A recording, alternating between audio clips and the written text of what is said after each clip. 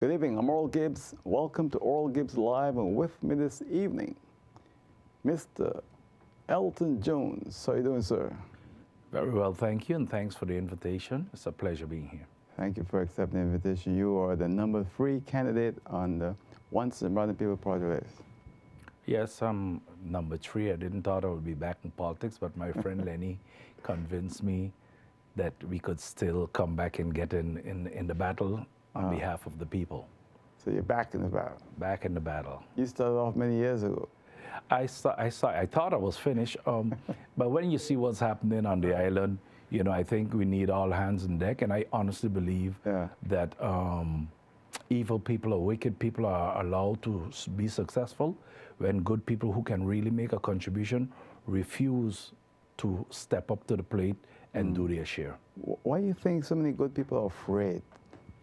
I don't know. We have spoken to some people that we considered well prepared, and they're not ready yet, and somebody tell them this. I think why they're afraid is the bad name politicians carry today in St. Martin. One of the concepts in local politics is that you go into government to get rich. It's a self-enrichment program. And then when you see all the investigations and arrests and stuff like that, people get afraid of what you can and cannot do. I think if you go in, they're being paid adequately today as compared to the days of the Island Council. And I think if you do your job and you get well paid for your day's work, you should have no fear of doing the wrong thing, not making mistakes. As long as you work, you're going to make mistakes. But if you know you do the right thing and with goodwill, there will be no arrest and stuff like that. Well, it's not only politicians these days. Look at the president of the Central Bank of Curaçao and St. Martin. What's going on there? Well, that's a very touchy situation. It's unfortunate that young people are being mailed out like that on accusations and allegations, and it's going to be happening here also. But the problem for that with us is that we share a monetary union with Curaçao and the central bank. And we are already using a currency that it should be obsolete because the Netherlands Antilles does not exist. We're using the Antillean guilder.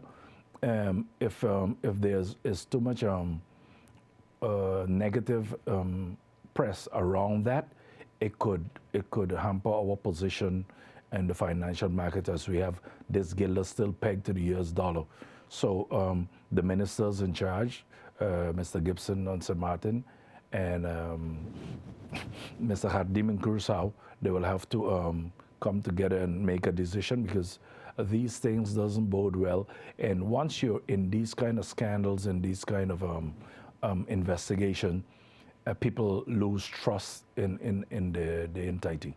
And confidence is important in the financial world. It's definitely important. Besides that, it affects how the investors look at your territory, how business people look at setting up shop in your country. So these decisions are political decisions mostly, and they will have to be taken right away. You can't wait until the court, where things can play out in the court for years.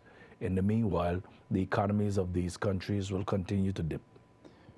As a member of the Once and Modern People Party, number 3 candidate, what are some of the issues you've seen? Because all year we've had you here speaking about the things you see.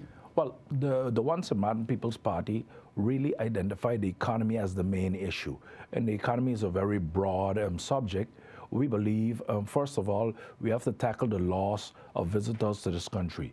I notice with quite some approval that we have put the STA together, even though that too has some grumblings around it with the new appointed director, but that's a subject for another time.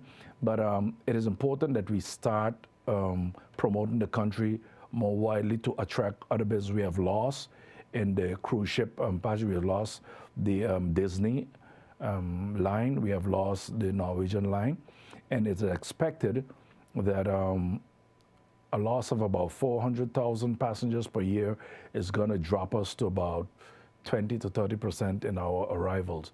These are things we're going to have to market hard, because right now everybody's competing with us in the Caribbean. Everybody's going after the same dollar, everybody is on the east coast of the United States and in Canada. I think there's much more markets within the U.S. itself, and we have started, but at a very small scale, to attack the South American market, which will work very good for us because of the time difference in the seasons. When we are celebrating summer there in the winter and they would like to come here, we are having a problem with uplift. Now we don't have our own airline, but these are things you could work out with agreements that we could get more uplift, or even we can open our airport later, making it more easy for them when they have used up covered all their routes during the day hours. They were flying here in the night. We have done it before, but mostly on charters we stayed open till 1, 2 o'clock to accommodate these people. But something has got to be done. And then we believe we have got to, besides the STA, we have got to come up with this gaming board. What the casinos are doing is almost criminal to the local people. So you're saying they're not regulated properly? It is not regulated at all. And that is because we believe that these properties, these casinos, hotel properties, they are paying the campaigns of these larger parties, and then the larger parties don't want to take action if they have to, because with the kind of funds they're putting into their campaign gives them the right, or allows them the right, to treat our people how they want. I think... can you explain how what you mean there? Because when you say treat them how you want, probably you can... Well, what is happening here, you will see some of the casinos, they besides the abuse of the 6-month contract, they fire people at will, sometimes without justification. But you hear nothing from government. But if the casino or the hotel property will complain, government finds that a reason to hold an emergency meeting. So the way we stand up for our people, the people that we supposedly defend, is not there in government terms. When there's a case with local people in this situation, government says, yeah, let the law go its way. Some people have just lost their jobs at the Maho property. 13 of them, because they were able to stick it out, they went to court and were able to keep their rights. But the rest who were not able to do that lost their rights, and on advice from the government itself. The government said it was all legal. The courts didn't find it legal, but it's not government job to give that kind of advice to people. Government job is to protect its people and to make sure that the people have employ in this country. We have this boast about having 126 nations here, but we don't look after the nation of St. Martin. The people of St. Martin have absolutely no say. If you drive in the various areas in this country, the places where the tour buses don't pass or don't stop, you will see the squalor and the poverty, outright poverty that we're living in. Our people, some people don't have running water. There's sewage all over the place, and that our government considers good for us. I have noted with quite some interest at the conference of the largest party in the coalition today. They spoke about their achievements for the 9 months they've been there, and they mentioned the presentation of the 2016 budget as an accomplishment. They mentioned the refurbishing of Front Street, and they mentioned moving into the new government building, which they dubbed the most expensive pigeon coop. I'm saying we cannot boast about the budget yet, because some of the revenues, because the economy has dipped a bit, the growth has gone down, some of the revenues that were put for balancing the budget may not be realized at the end of the year.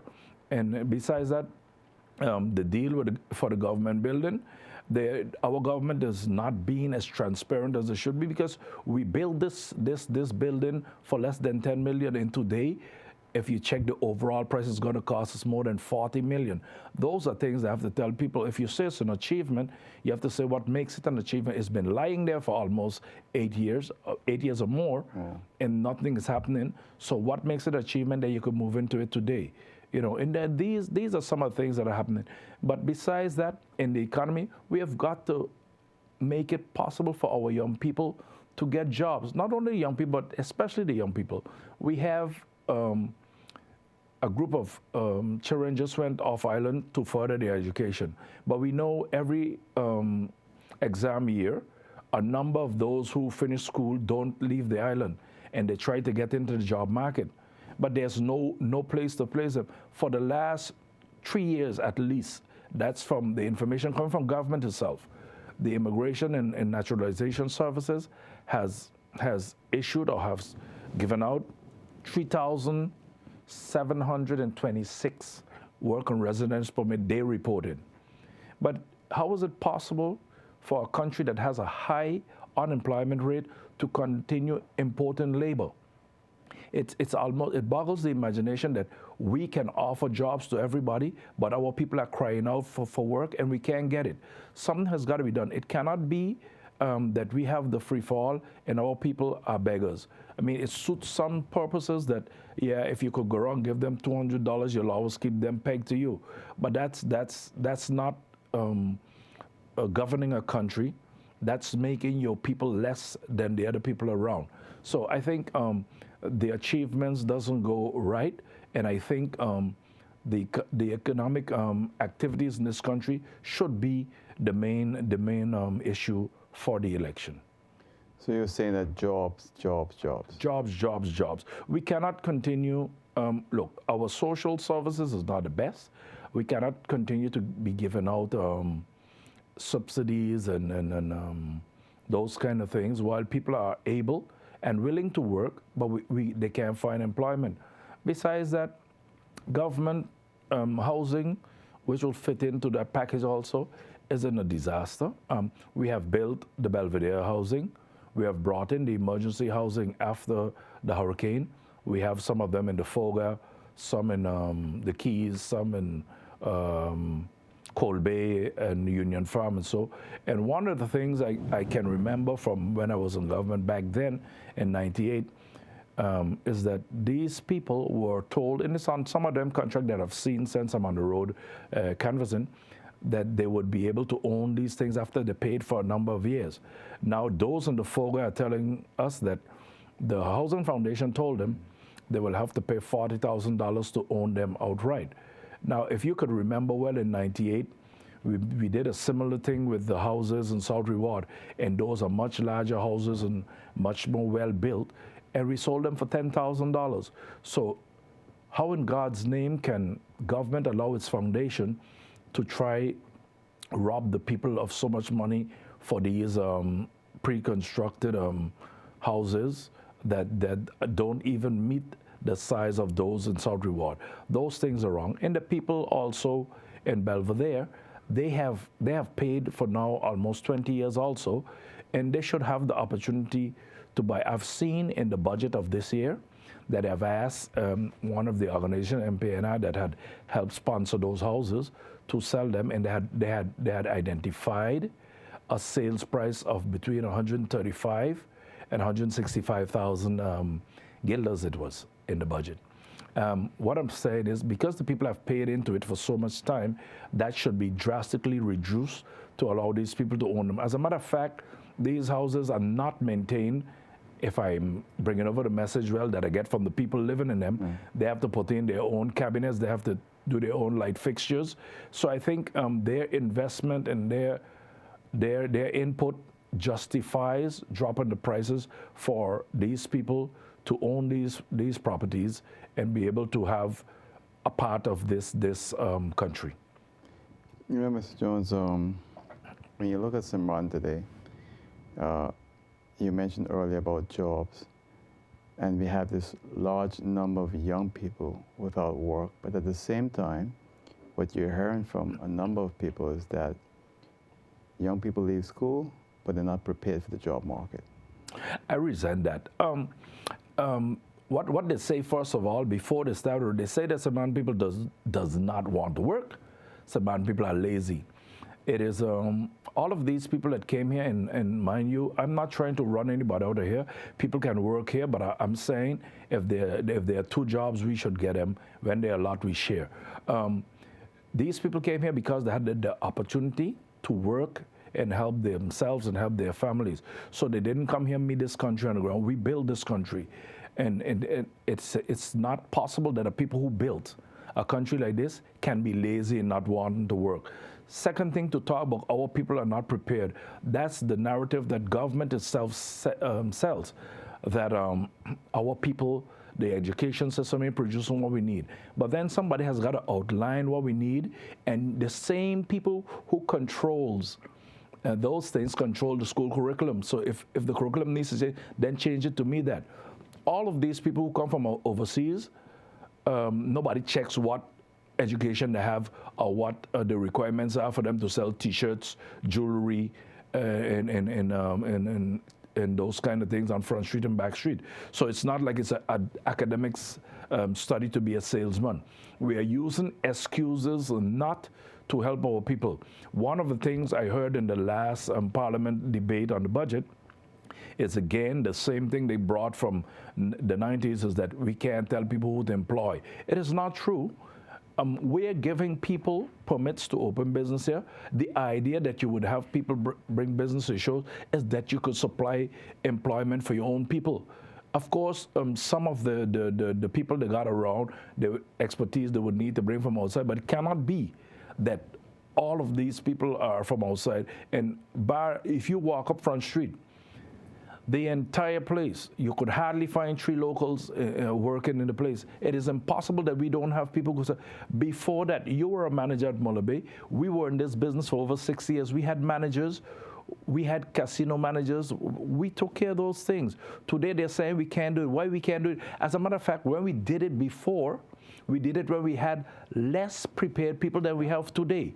So the excuse is just a cop-out.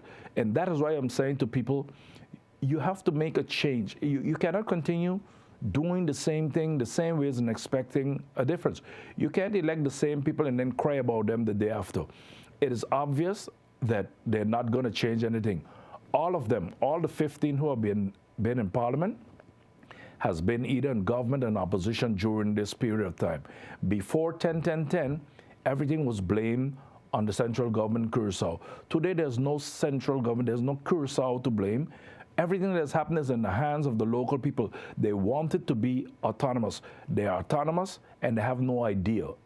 They don't have an idea where to take this on and where they're going with it. And the life of the people, in this country is only getting worse. So if you're elected to Parliament, what are some of the first things you want to see done in St. Martin? Well, if I'm elected to government, I think one of the first things we need to do is put a moratorium on these resident and work permits. Let's really check our job market, see what we have, and then if there's room, then we cannot continue to import labor from outside while our own people are not working. And we must put a gaming board together, not only to stop the abuse that is happening with our people being thrown out how they want, because when a casino decides to close tables unilaterally, that means jobs are lost there, and there's nothing now.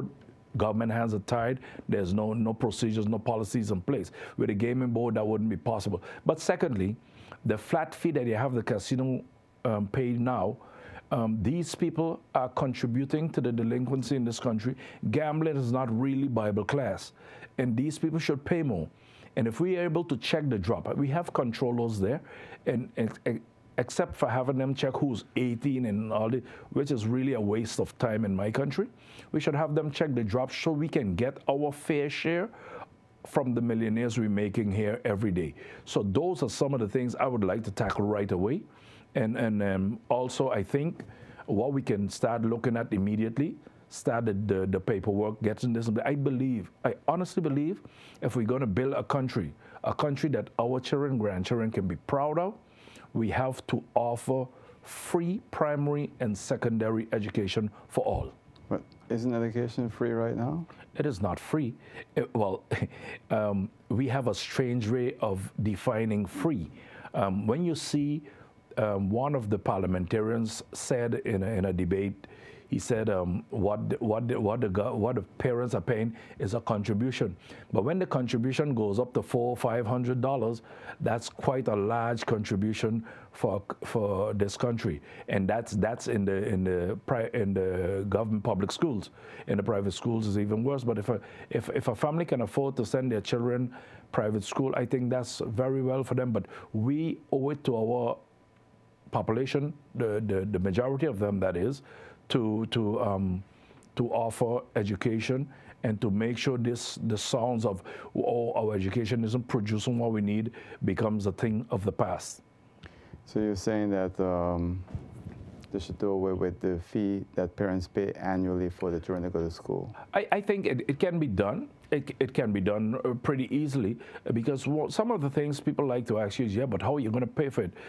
We just had a proposal from the Honorable Prime Minister to come up with what he considered an unemployment fund.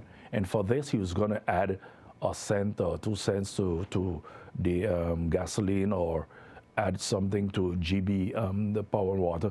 But I'm saying there are other ways to do these things, and if you could do it for that, and that was not really an unemployment fund, because unemployment fund says that if I lost my job, maybe for the first 3 months, I could rely on this fund until I find other gainful employ. So what he was doing was paying people to employ my people in my country, which is a cop-out, because government is afraid to come up with a quota system to guarantee employment for my people. They come with these ideas. But in terms of the education, today we have NVGB, which is a government-owned company. They are charging the schools commercial rate like they charge a big hotel and other businesses. Those things can be reduced.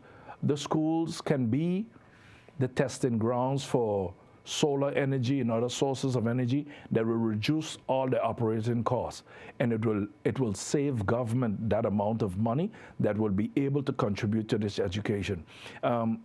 It is unfortunate that our government, the parliament has been here now for almost 6 years, and for 6 years, and I call them inept and fickle, because for 6 years they have presented exactly 2 draft law proposals. One was presented by the immediate past parliamentarian, Mr. Leroy De Viva, to try and stop the noise with the timeshare here, that people were being robbed of their property at the end of the day, and we were getting negative press all over the world because of what was happening here in timeshare, which was unfortunate, because timeshare is one of the businesses that keep the economy running during the so-called off-season. Anyway, that didn't pass because one of the high councils, the advisory council, said the proposal should be in Dutch. Now, I don't want to question these wise men, but if you're making a law that serves people coming from English speaking, they would want to know what's in the law. Why would you give it to them in Dutch? The people that buy the most timeshare here are Americans and Canadians. Why should they have to have a law in Dutch? We are a dual language country. Why not put it in both languages then? And the other one came from the Honorable Prime Minister himself. When he was in opposition, there was this whole talk about the abuse of the short-term contract, and he's going to come up with a proposal to stop the abuse. And there was a draft, when the honorable gentleman became prime minister, I guess it was pushed in a shelf somewhere. But for the rest, nothing has been done to alleviate the suffering of our people. As we see right now, I've said already what they consider the achievement, but if you look what we have done, we build monuments to ourselves. We build a causeway to the tune of some $100 million, and the jury is still out on whether it meets its purpose of alleviating the traffic and by what percentage.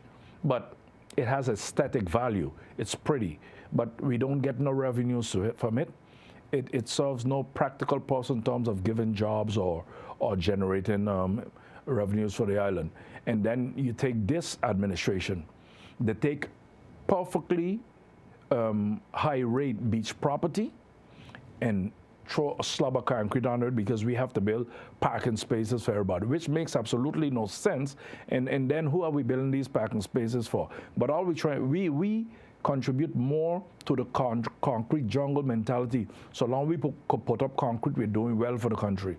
And the country itself benefits nothing from it. We still don't have a public playground for our children. We don't have a park where anybody could go and sit down and read a book or something like that. There are a lot of things missing socially that countries need. But we do nothing to that. And honestly, they have criticized the former administration for cutting a deal with Port Plaisance for land to put the sewage plant. That would have been a trade-off for that same land where to put a parking lot. Well, I believe neither of the two ideas were good.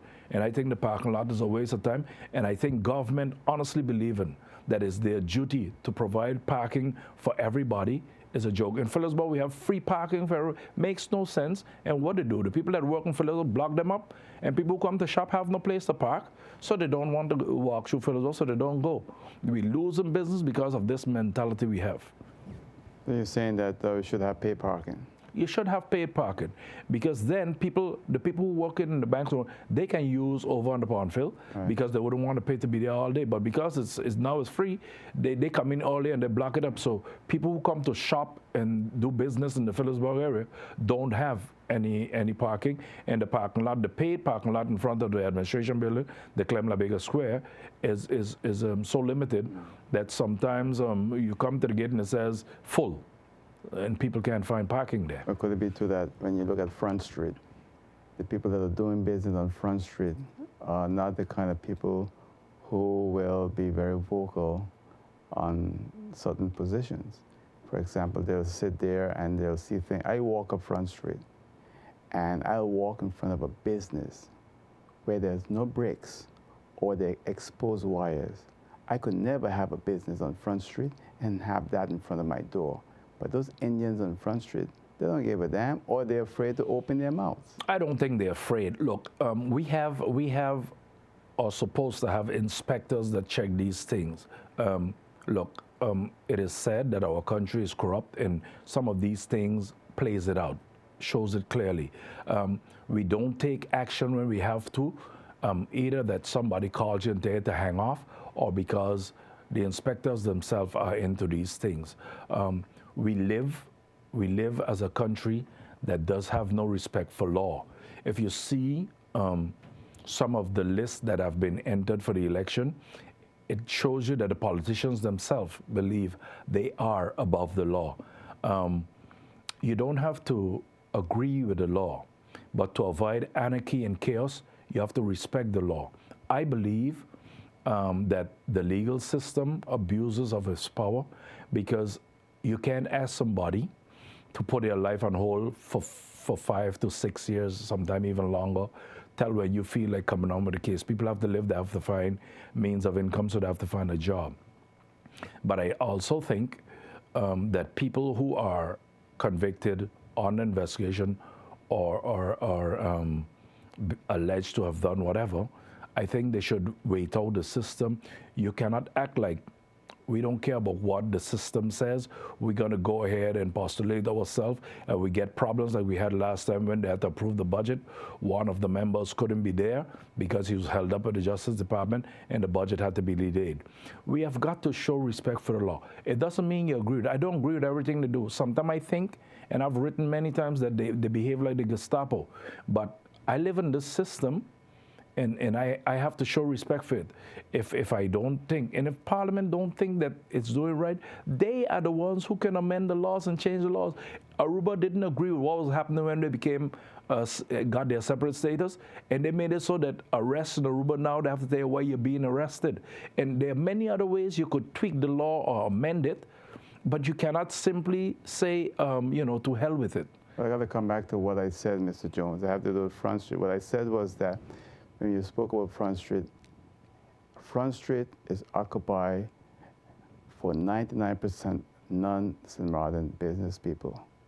And I've been in business for most of my life for myself, and I will tell you this. Those people on Front Street, many of them are not going to open their mouths when there's a brick or two missing in front of their door, when there are grids sticking up in the air, or wires or pipes, because they are afraid. Now, I am a local guy. I tell you one thing, it wouldn't happen in front of my business. I'm telling you, it's shameful to walk Front Street and to see people standing in front of their business that they have there. Some of them jewelry stores, all kinds of stores, and the condition in front of those places are horrible for a tourist island, and no one is doing anything about it. The government is doing nothing about it. The business owner is keeping his mouth or her mouth shut. I think it's ridiculous what's going on. I honestly don't believe that the business people are afraid. I think as long as they make money, they don't care.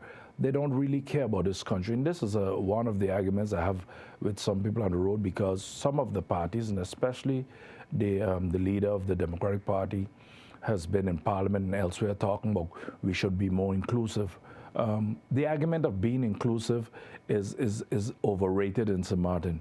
If I go to the United States or to Holland and I talk about them being inclusive, is because they own everything. They control everything. In St. Martin, we don't control 2% of his economy. I can't stop a foreigner from getting a job because I don't have the business. I can't discriminate against somebody because the economy is for 98% in foreign hands. So being inclusive is that I have to go by them and ask for a job. They have to approve of me and to give me a job, and if they don't, there's no place I can go. So it's not that we're not being inclusive, it's because we own nothing today. Everything is in other people's hands. And as long as the people on Front Street and Back Street make money, they don't care where the island go. If it becomes the greatest slum, it doesn't matter to them, because the people are going to continue to shop there, and the Caribbean shoppers who they have no regard for come and shop by them anyhow, and full up boxes and bags and go with it, and they're happy. As long as they're happy, what happens to St. Martin is not their primary concern. If people would stop shopping there, and if people take action against them, even when they refuse to hire local people, if you shut them down, then they would understand what's happening. But as long as they continue to make money, they have no reason to care about St. Martin. As much as they say they love it, they don't love it that much that it is their main concern. You know, brings me to another story though. When you're a local businessman, the government want to put you out of business. The government of St. Martin has no empathy for local people. One of the things that Mr. Priest has been saying in our meetings around the place is that we should give the local people also a tax holiday. Maybe not 10 years because they invest in as much as the other guy, but give them a year or two. Why we do this for the foreign investor? They invest in quite a sum of money. But what we have noticed over the past is, as the 10 years come around, they just trade it again to somebody else, or they make what they call a briefcase company on paper, and they transfer it to that company, and it starts all over again. Government knows of these things. Government knows what's happening, but they have absolutely no consideration for the local man. The local man is the easiest to track down for back taxes and those kind of things, and shut them down or confiscate what they have. There are properties in this country that owe more than the local ever can, but they're not being pursued because people from the census, which is supposed to be independent, so to speak, of the politician, but if they go and try make assessments or go and make collections, they get a phone call telling them exactly where to stop, and if they don't, they either remove from that department, or some of them will be sent home. That really happened, you think? That happened before. I know a good friend of mine that used to work there, it happened to, and I know a lot of them who today still get their warnings.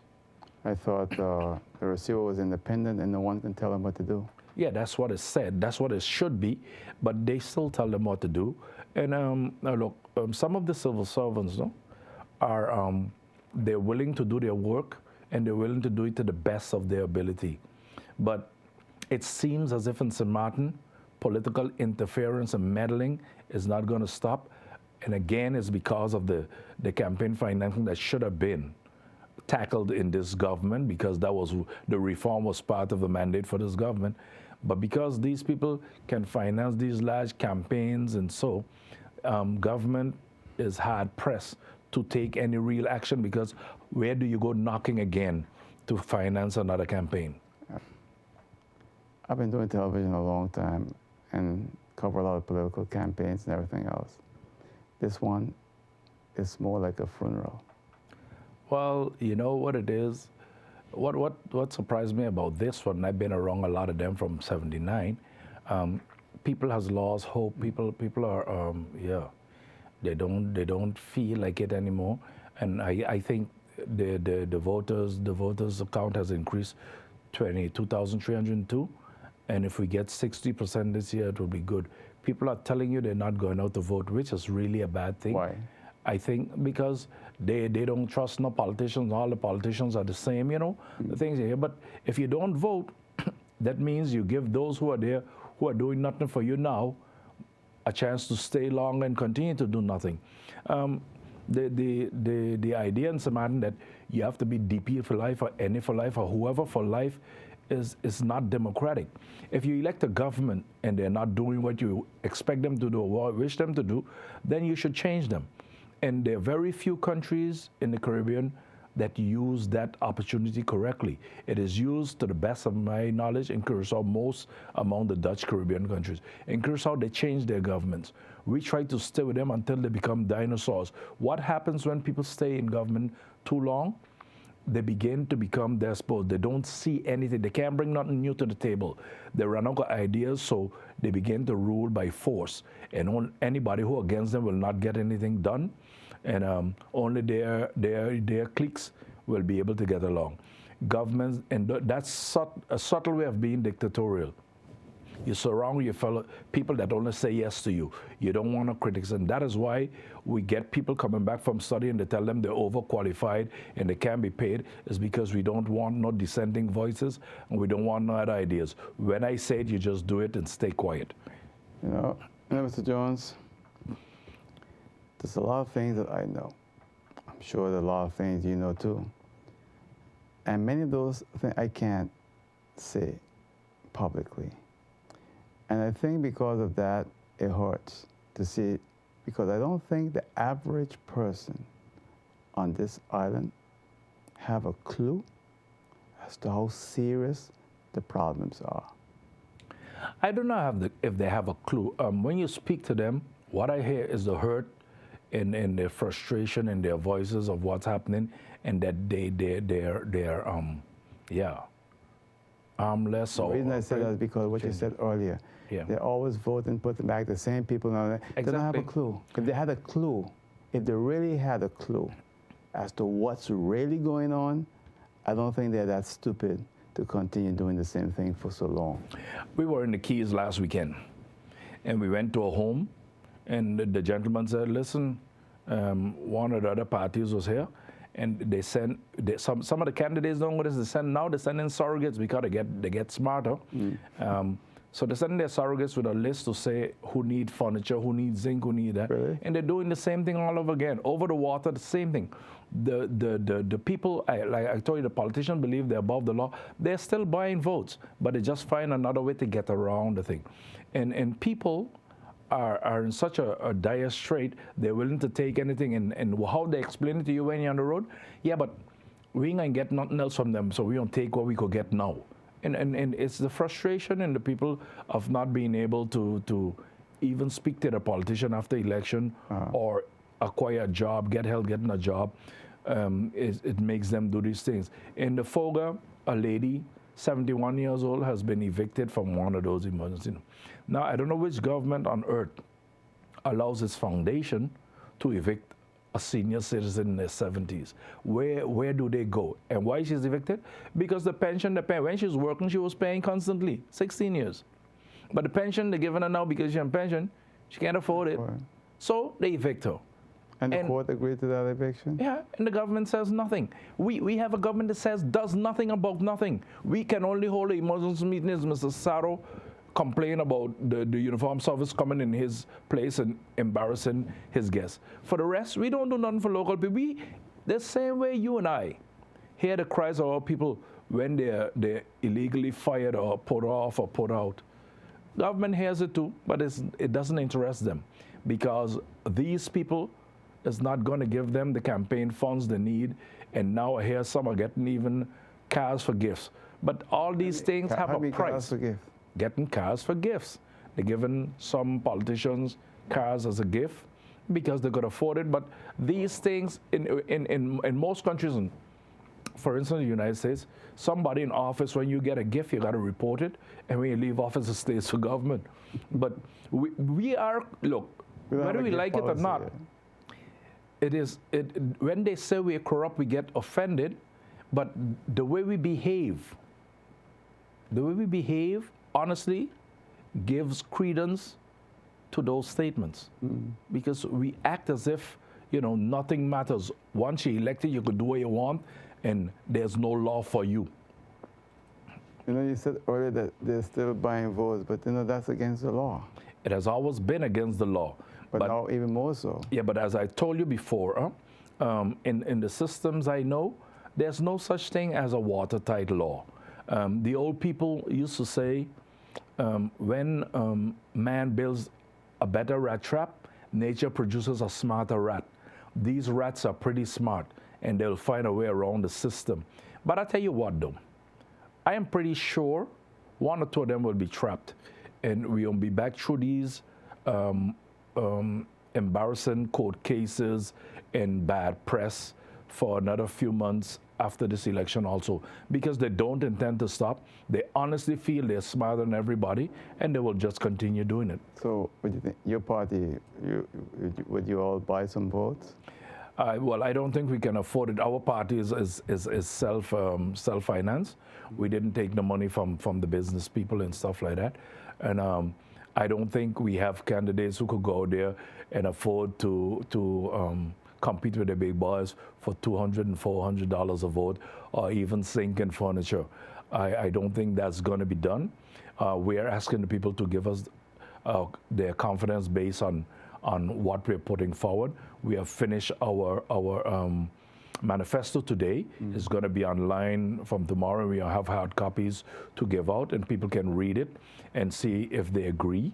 And we're asking people based on these things to support us.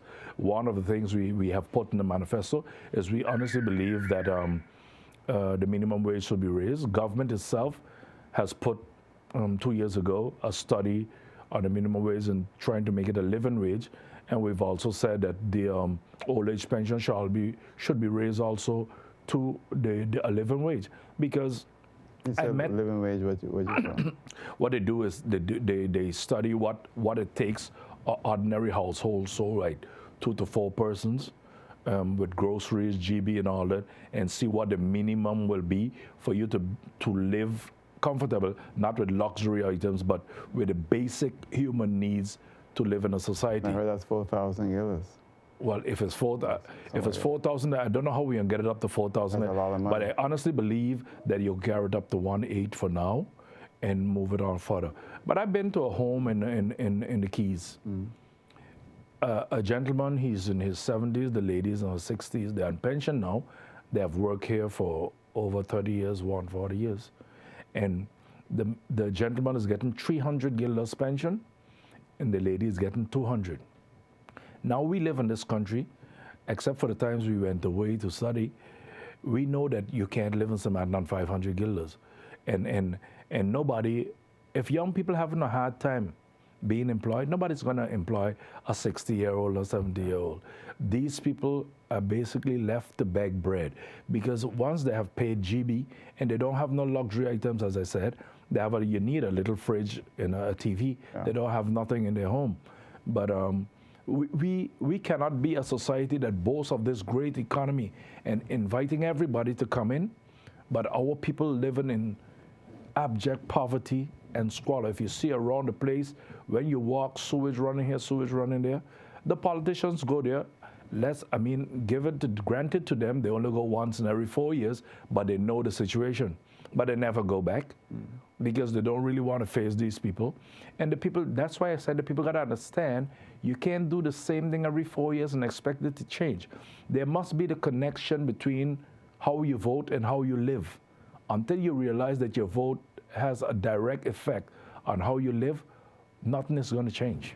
Well, a lot of people, I sense they've given up. They have no sense of, no direction or purpose anymore. They just thrown their hands and just give up. Yeah, we could do that. Everybody could throw their hands in the air and say, look, we give up. You know, the way I analogize it is this. We look at our lives, and some of us who are already past 60 and up on pension for a while, if you compare it to the clock, we're 2 minutes from midnight. So it's not about us anymore. We need to look at the other generations, our kids, our grandkids, and so on. And sometimes you have to tell them what you were doing when all this was happening, why they don't figure in nothing that happened in this country now. And that is why you have to carry on the fight. Giving up is the easy way out, because what's going to happen? In a few years, you could foresee that our children is going to be going to the administrative building, and no people in it will be looking like us. No people that would have our concerns at heart. I got a call from a member of the coalition. He says, Mr. Jones, I need to talk to you. So I will talk with him. He said, boy, I need to show you how much residence and work permits Mr. Lee signed since he there, and all of them for Indian and China. I said, but why you want to give it to me? Why not make it public? No, we can't do that. But now that the election is on, they're going to be cannibalizing each other. So they don't give you a lot of information, but they know it's wrong what's happening, but they permit it to happen. They let it happen because the people, like you say, have given up. They throw up their hand in despair. They feel they can do nothing about it, and there's nobody really looking out for their well-being. Well, I wouldn't say there's nobody. We have a few people. I think I've sacrificed my entire life for this island. Sometimes I look back and I feel like people don't appreciate what I've done here with these programs and helping people, and in fact helping everyone that I could help. And I think people sometimes look at that too, and they say, you know what, maybe it doesn't make any sense. I could tell you, even from my children's point of view, they can hear what people say. People don't appreciate, it seems that as if many people on this island don't appreciate those of us who are working hard for them.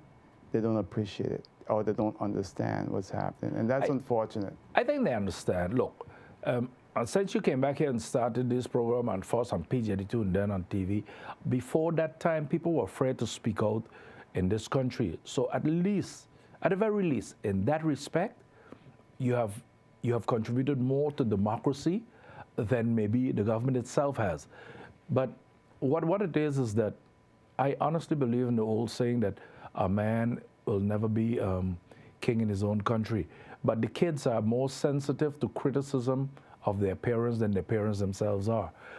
Your daughter, your son don't want to walk around the street and hearing them saying, because they recognize your contribution. They know the amount of times they were home alone when you were on the street doing things for other people. Sacrifices, yeah. So, but in St. Martin, we look at sacrifices different.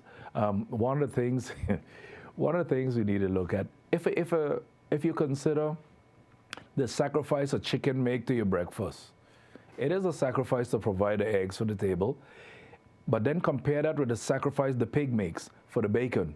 And then you see that that's why I argue that nobody's really fighting for the people, because the sacrifices that are needed to stand up for St. Martin means that Parliament has got to recognize the suffering of the people and do something other than make excuses. That's why Parliament is elected to defend the country and protect its people. This Parliament didn't learn that part. We honestly believe the more outsiders we can bring in and put in position, the better for us, because we won't have any competition. Maybe if Oral got rich, he might form a party and try to run against us. And you have a studio there could be very effective, so let me just put some pressure on him. Yeah, let me take a call for you. Oral Gibbes live on caller. Hello? Yes, good evening, Earl. Good evening. I'm calling on behalf of your station and Mr. Jones, and you're doing a wonderful. Can you speak a little louder, sir, please, because we're struggling to hear you. Yes, okay. I said that I like the program that you have for many years, and also Mr. Jones go way back. He was a very good commissioner. I give him all my support, and I hope I do well in the MP. Thank you, sir. Question. Mr. Marlin, the Prime Minister today, the gentleman, Christopher, asked him one time, what about the Talem office in Curaçao? he told him that the moment that anyone in St. Martin, people in St. Martin could do that job, he would get that business in St. Martin right away. Now, for many years back, I know the Talem was in St. Martin before. I forget what his name. It was named Lance Radio. Name now before all Simon and all those guys. Lance Radio. That station, and all these people in crew. So when you call, they could scarcely speak English, and they talk to you, and then they have to repeat the question all the time. My question to this whole thing is, we look for people to work. Why should we have a Talem office, the office in Crusoe? Can't we get this office back to St. Martin and give people jobs? What they're talking about, give job. You got a whole bunch of people in Crusoe working, and all the Crusoeans. There's no St. Martin people work there, and the companies in St. Martin.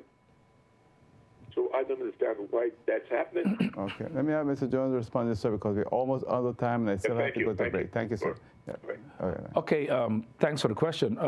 I agree with you that we can have it here. We have trained technicians here that could do the work. We have people who are trained in service who can answer the calls and relay the calls. It has been the policy of Talem, unwritten even though it may be, to avoid hiring the local people we have brought in. I know if you followed early in the year, they brought in some Surinamers to do the cabling work, while they have people who have gone on pension who have formed NVs to do this kind of work, but they will not give the work to local people to find every excuse to get around it. The union has been fighting that cause, but it seems that we can't get our government to move on anything that benefits our people. We have the same problem with aviation. As you know, our aviation sector, we have been degraded because the services of the Aviation Authority in Curacao is not up to par. But we are suffering the same thing because we're busy putting our own together. But instead of spending our money to upgrade our own, we keep spending it overseas. We only have about 2 minutes remaining. Anything else you want to add before we go? Okay, I would like to ask the man people to really consider making a change. You have tried all of them before. They have been there. To date, 6 years later, nothing has been done that benefits you, the people. Of course, we have the causeway. It is very beautiful. It's ecstatic.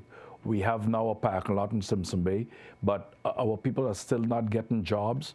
The job market is overloaded. We don't own the businesses in this country. The economy is for 98% controlled by foreigners. It is time for you to make a change. When election comes around, the only chance you have to influence what happens in Phillipsburg. Use it on the 26th of September this year and elect the OSPP party. I am your number 3 candidate, Elton Jones. All right, so you'll be right there. So you're going to be out campaigning all over the place. Every day. Every day. And what is the single most important thing you're hearing from people? Jobs. Everybody wants a job. Yeah, oh, okay. So people still look for jobs. Look for jobs. Anyway, Mr. Jones, I want to thank you for coming in and speak with us. And all through the year, you've been really an advocate for the people of St. Martin and a voice for the people of this island. When most people are quiet, you're there defending the interests of the people. And I think the people appreciate that and want to wish you much success. Thank you very much. All right, that's it. And that's it for now. See you next time right here on Oral Gibbs Live. Until then, good night. Take care. Bye.